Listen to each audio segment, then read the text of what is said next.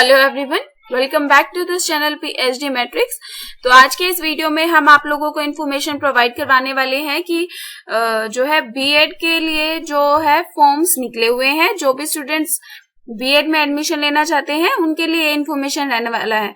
आप लोग खुद एडमिशन लेना चाहते हैं या आपके रिलेटिव ब्रदर सिस्टर या फ्रेंड, तो आप उन लोगों को ये वीडियो शेयर भी कर पाएंगे। ठीक है, तो देखिए ये जो बीएड के फॉर्म है फॉर द सेशन 2025-26, तो ये बीएड के फॉर्म निकले हुए हैं। अच्छा, ये बीएड के फॉर्म कहाँ पे निकले हुए हैं? ये निकले हुए हैं हरियाणा के चौधरी देवीलाल यूनिवर्सिटी, जो कहाँ पे है, सिरसा में है।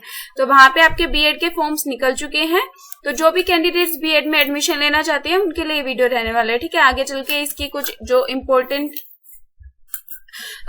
टर्म्स या बातें इस इंफॉर्मेशन ब्रोचर में बताई हुई है उसको हम थोड़ा सा डिस्कस कर लेते हैं। ठीक है, तो देखिए, जस्ट अ मिनट, देखिए। तो सबसे पहला इम्पोर्टेंट डिस्कशन क्या आता था कि इम्पोर्टेंट डेट्स क्या क्या रहने वाली है। ठीक है, तो ये आपका एडमिशन शेड्यूल दिया हुआ है। तो यहाँ पे दो तरीके से डिवाइड किया हुआ है, डिपार्टमेंट ऑफ एजुकेशन इस यूनिवर्सिटी का और आपके गवर्नमेंट एडेड कॉलेजेस। फिर आपके आ जाते हैं self financing colleges of education. ठीक है, इन दोनों को जो है सेग्रीगेट करने का ऑब्जेक्टिव क्या है कि इनकी जो एप्लीकेशन डेट्स है ना वो अलग अलग है। तो जो सबसे पहला डिपार्टमेंट ऑफ एजुकेशन और गवर्नमेंट एडेड कॉलेजेस के लिए जो ऑनलाइन रजिस्ट्रेशन और एप्लीकेशन की डेट रहने वाली है वो कौन सी है आपकी? 15 जुलाई से 5 अगस्त तक। और सेल्फ फाइनेंसिंग कोर्सेज में कॉलेजेस में 15 जुलाई से लेके 12 अगस्त 2025 तक आप लोग अप्लाई कर सकते हैं बीएड कोर्स के लिए। फिर उसके बाद आपकी जो फर्स्ट मेरिट लिस्ट का डिस्प्ले होगा अबव मेंशन वाले में 8 अगस्त तक और सेल्फ फाइनेंसिंग वाले में 13 अगस्त तक। फिर आपका कैटेगरी वाइज जो सेकंड मेरिट लिस्ट आएगी डिपार्टमेंट ऑफ एजुकेशन और गवर्नमेंट एडेड कॉलेजेस में आएगी 12 अगस्त को और फिर यहाँ पे एसएफएस वालों में आएगी 18 अगस्त को।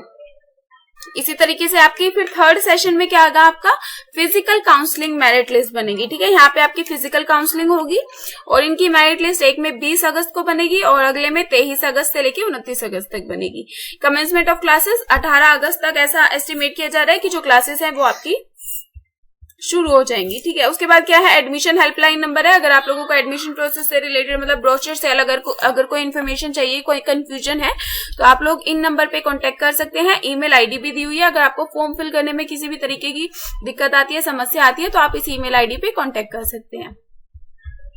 फिर ये आपका डिटेल्ड ऑनलाइन एडमिशन शेड्यूल है जिसमें कि साफ साफ दिया हुआ है कि बीएड और बीएड स्पेशल के जो कोर्सेज हैं department of education government aided colleges और सेल्फ फाइनेंसिंग कॉलेजेस में है चौधरी देवीलाल यूनिवर्सिटी सिरसा के जो सेशन है 25-26 के लिए ये रहने वाले हैं। ठीक है, ये डेट्स आपको ऊपर बता दी गई है। फर्स्ट मेरिट लिस्ट भी आपको बता दी गई है, ऊपर डेट्स है और नीचे भी दी हुई है। ठीक है, ये आप लोग एक बार देख लीजिएगा इंपॉर्टेंट डेट्स। ठीक है, और जो है इसके बाद वेरिफिकेशन ऑफ डॉक्यूमेंट्स जो आपका दिया हुआ है अबव मेंशन्ड डिफरेंट कैटेगरीज में डिवाइड करके वेरिफिकेशन ऑफ डॉक्यूमेंट्स भी होगा आपका।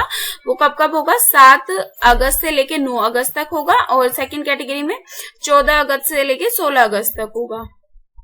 फिर एडमिशन स्टेटस की अपलोड कब होगा? Second list of online seat allotment कब आएगी? डॉक्यूमेंट वेरिफिकेशन जो है जो कंसर्न कॉलेज है वहां पे फिर आपका डॉक्यूमेंट वेरिफिकेशन कब होगा सेकंड लिस्ट के केस में। ठीक है, एडमिशन स्टेटस फिर आपका अपलोड हो जाएगा कि आपका एडमिशन जो है हो गया है या रिजेक्ट हो गया है, जैसे भी है। जो भी डिस्प्ले वैकेंट सीट्स बचेंगी वो यहाँ पे 19 अगस्त को डिस्प्ले होंगी, इसमें 22 अगस्त को डिस्प्ले होंगी। थर्ड जो मेरिट लिस्ट होगी वो फिजिकल काउंसलिंग के बेसिस पे बनेगी, यहाँ पे 20 अगस्त तक बन जाएगी, यहाँ पे 23 अगस्त से 29 अगस्त तक बनेगी। एडमिशन स्टेटस अपलोड जो है 21, इसमें क्योंकि सिर्फ एक ही डेट को काउंसलिंग होगी तो 21 अगस्त को अपलोड हो जाएगा, यहाँ पे 30 अगस्त को कंफर्म होगा एसएफएस वालों में। Final admission status commencement of classes आपका वही है, 18 अगस्त से आपकी जो क्लासेस है वो शुरू हो जाएंगी। अच्छा, उसके बाद यहाँ पे क्या बताया हुआ है कि देखिए अगर आपका फर्स्ट और second counselling of BEd and BEd special की फर्स्ट और सेकंड काउंसलिंग के बाद भी अगर कोई सीट्स वैकेंट रहती है तो थर्ड काउंसलिंग कैसे होगी? Will be conducted by self financing colleges of education at their own level. वो एसएफएस जो अपने लेवल पे थर्ड काउंसलिंग करेंगे उस टाइम पे आपको जो जनरल कैटेगरी वालों को कितनी फीस देनी रहेगी? 2500 रुपीज देनी रहेगी और जो कैटेगरी वाले स्टूडेंट्स रहेंगे उनको 1375 रुपीज देने पड़ेंगे और जो अगर कोई गर्ल चाइल्ड है उसको 1750 रुपए देने पड़ेंगे। ठीक है, ये फीस रहेगी आपकी थर्ड काउंसलिंग के टाइम पे, फिजिकल काउंसलिंग के टाइम पे। और इम्पोर्टेंट इन्फॉर्मेशन इसमें क्या है, जो काउंसलिंग फीस है, the counselling fees will not be charge from those candidates who have already deposited counselling fee in first और second round and who have not been allotted seat in any college. मान लीजिए first और second round of counselling में आपने कोई fees deposit कर दिया, तो थर्ड काउंसलिंग में आपको फीस डिपॉजिट करने की जरूरत नहीं है। फिर है after subsequent counselling for vacant और left over seats in colleges of education, no further counselling shall be conducted by the colleges for admission and no college shall be allowed to make admission beyond 29th of August 2025 even if seats remain vacant to meet the minimum requirement of 200 days compulsory teaching as per NCTE norms। कि अगर मान लीजिए colleges में 29 अगस्त के बाद भी अगर कोई सीट वैकेंट है तो उन वैकेंट सीट के अगेंस्ट कोई भी एडमिशन नहीं होगा। ये स्ट्रिक्ट गाइडलाइंस हैं इस इंफॉर्मेशन ब्रोचर में। Important instructions at a glance, ठीक है। तो स्टूडेंट्स के लिए क्या क्या इंस्ट्रक्शंस है, देखिए सबसे पहले मान लीजिए स्टूडेंट के पास दोनों डिग्री है, मास्टर्स की डिग्री भी है और बैचलर की डिग्री भी है, और वो बीएड में एडमिशन लेना चाहता है, तो जो मेरिट लिस्ट बनेगी ना, तो स्टूडेंट का मास्टर्स या बैचलर कोर्स, जिस भी कोर्स में परसेंटेज हाई होगी उस कोर्स के रिजल्ट को कंसीडर किया जाएगा मेरिट लिस्ट बनाते टाइम। अगर मान लीजिए कोई स्टूडेंट ऑलरेडी एम्प्लॉयमेंट में है, चाहे पार्ट टाइम है चाहे होल टाइम एम्प्लॉयमेंट में है, तो वो बीएड रेगुलर कोर्स के लिए अप्लाई नहीं कर सकता। अगर आप बीएड रेगुलर कोर्स के लिए अप्लाई कर रहे हैं तो आपको एम्प्लॉयमेंट में नहीं होना चाहिए। सभी कैंडिडेट्स को अपनी जो पर्सनल इन्फॉर्मेशन है वो ऑनलाइन रजिस्ट्रेशन के टाइम पे वेरीफाई करनी पड़ेगी। और जो है रजिस्ट्रेशन के टाइम पे क्या है, स्टूडेंट्स को अपनी चॉइसेस फिल करनी पड़ेगी कि कौन से, मतलब अपने जो कॉलेजेस जो भी हैं इस यूनिवर्सिटी से एफिलिएटेड, तो कॉलेजेस की प्रेफरेंस लिस्ट बनानी पड़ेगी कि हम इस कॉलेज को प्रेफरेंस दे रहे हैं, फिर उसके बाद ये, उसके बाद ये, और वो लिस्ट क्रिएट करने के बाद उसको लॉक करना पड़ेगा। कैंडिडेट का जो भी ऑनलाइन प्रिंट आउट फॉर्म होगा उन्हें उसका क्या करना पड़ेगा, ऑनलाइन फॉर्म होगा उसका प्रिंट आउट निकाल के रखना पड़ेगा, और फ्यूचर के आपके जो भी रेफरेंसेस होंगे उसमें वो आपका काम आएगा। फिर है all the candidates who are allotted seats will report to the allotted colleges or institute within the stipulated date। जैसे कि आपको बताया हुआ है ना कि फर्स्ट मेरिट लिस्ट तब डिस्प्ले होगी और उसमें तब तक आपको फीस सबमिट करनी है, तो अकॉर्डिंगली जो भी आपकी डेट्स है आपको उन पर्टिकुलर डेट्स पे अपने जो है पर्टिकुलर कॉलेज में या इंस्टीट्यूट में जाके रिपोर्ट करना पड़ेगा, वरना आपकी सीट आपके हाथ से जा भी सकती है। फिर आपके जो है अगर आप किसी और यूनिवर्सिटी से आ रहे हैं, किसी और इंस्टीट्यूट से पढ़ाई करके आ रहे हैं, तो आपको क्या होगा, अपना माइग्रेशन सर्टिफिकेट भी प्रोवाइड करना पड़ेगा, ठीक है। उसके बाद ये वाला सेक्शन आपका है गाइडलाइंस फॉर रिजर्वेशन। रिजर्वेशन से रिलेटेड क्या पॉलिसी है यूनिवर्सिटी की, ऑनलाइन एडमिशन प्रोसीजर क्या रहने वाला है, ठीक है। सबसे पहले ऑब्वियसली आप चौधरी देवीलाल यूनिवर्सिटी की वेबसाइट पे जाएंगे, ये हैंडबुक इन्फॉर्मेशन से अपने आप को गो थ्रू कर लेंगे। फिर आप लोग जो है अपनी की डेट्स नोटिस कर लेंगे जो भी आपकी है। फिर ऑनलाइन एडमिशन प्रोसेस के लिए सबसे पहले क्या होगा, कैंडिडेट को अपने आप को रजिस्टर करना होगा, उसकी जो भी रिक्वायर्ड पर्सनल डेटा है या फिर जो भी डिग्री वगैरह से रिलेटेड, एजुकेशन से रिलेटेड इन्फॉर्मेशन है वो सारी फिल करनी पड़ेगी, पासवर्ड वगैरह जनरेट करना पड़ेगा। लॉगिन करने के बाद फिर अपने जो भी रिक्वायर्ड इन्फॉर्मेशन है, जो भी फॉर्म में आपसे मांगी जाएगी ऑब्वियसली वो आपको देनी पड़ेगी। फिर candidates are advise to record और रिमेंबर देयर पासवर्ड, ठीक है, ऑब्वियसली। उसके बाद ये हो गया आपका ऑनलाइन रजिस्ट्रेशन। ऑनलाइन रजिस्ट्रेशन के बाद क्या होगा, payment of registration and counselling fees, ठीक है। तो रजिस्ट्रेशन और काउंसलिंग फीस क्या होगी, नॉन रिफंडेबल होगी। जनरल कैटेगरी वालों के लिए 1500 रुपए है। फिर आपके जो कैटेगरी वाले स्टूडेंट्स आ जाते हैं उनके लिए 375 रुपए, और जो गर्ल कैंडिडेट है उसके लिए 750 रुपए आपकी रजिस्ट्रेशन एंड काउंसलिंग फीस रहने वाली है। और जो थर्ड काउंसलिंग के टाइम पे स्टूडेंट्स जाएंगे उनके लिए हमने देख लिया ऊपर कि फीस क्या है, इनसे ज्यादा है। Online choice filing and locking, इसमें वही है कि जो भी आपकी कॉलेजेस की प्रेफरेंस लिस्ट है वो आप क्रिएट करेंगे और उसको आप लॉक कर देंगे। If the fee is paid by a candidate through internet banking, credit card, debit card, then the choice filling open will be activated immediately, otherwise candidate has to wait for the next day. अगर आप लोग इन mode का use करके अपनी fees payment कर रहे हैं तो आपको इमीडिएटली जो है आपका जो पोर्टल है चॉइस फाइलिंग का वो ओपन हो जाएगा, अदरवाइज आपको थोड़ा वेट करना पड़ेगा, वो अगले दिन आपका एक्टिवेट होगा। एक बार अगर आपने अपनी चॉइसेस को लॉक कर दिया, प्रेफरेंस लिस्ट क्रिएट कर दी, तो आप उसको वापस से अनलॉक नहीं कर पाएंगे। तो पहले आप अच्छे से तैयार कर लीजिएगा अपनी प्रेफरेंस लिस्ट, सोच समझ के क्रिएट कीजिएगा, उसके बाद ही उसको लॉक कीजिएगा। reporting at allotted colleges or institutes. The outcome of different rounds of seat allotment will be displayed on the website of Chaudhary Devilal University. उसके बाद इंडिविजुअल अलॉटमेंट लेटर कोई भी सेंड नहीं किया जाएगा. आपको यूनिवर्सिटी की वेबसाइट पर एक्टिवली इंगेज रहना पड़ेगा अपने जो है सीट अलॉटमेंट की इंफॉर्मेशन के लिए.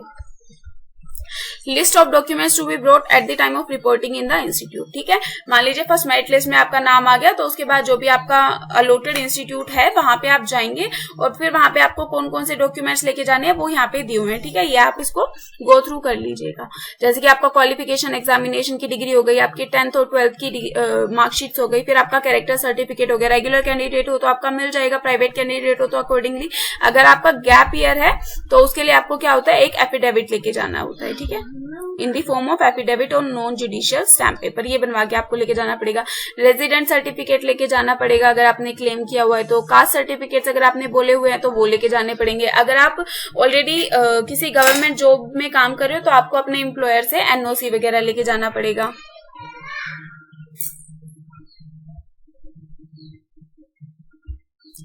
ठीक है, और इस तरीके के डॉक्यूमेंट्स जो भी रिक्वायर्ड है इसको आप एक बार गो थ्रू कर लीजिएगा. ठीक है, उसके बाद आपका एलिजिबिलिटी क्राइटेरिया क्या है कि आपके पास क्या है कि अगर मान लीजिए कोई भी कैंडिडेट अप्लाई करना चाहता है तो उसके पास बैचलर डिग्री में और मास्टर्स डिग्री में कम से कम कितने होने चाहिए, 50% मार्क्स होने चाहिए. ठीक है, और जो ये कैटेगरी वाले स्टूडेंट है इन लोगों को थोड़ी सी रिलैक्सेशन दे दी जाएगी. जैसे कि मान लीजिए जो कैटेगरी वाले हैं उनके 45% मार्क्स चल जाएंगे. अगर कोई डिसेबल पर्सन है किसी तरीके से उसको भी 45% मार्क्स चल जाएंगे. मेरिट लिस्ट में आपके मास्टर्स या बैचलर कोर्स जिस भी कोर्स में ज्यादा परसेंटेज होगी उसको वेटेज दिया जाएगा, उसको प्रेफरेंस दी जाएगी, उसके बेसिस पे आपका मेरिट लिस्ट में नाम आएगा.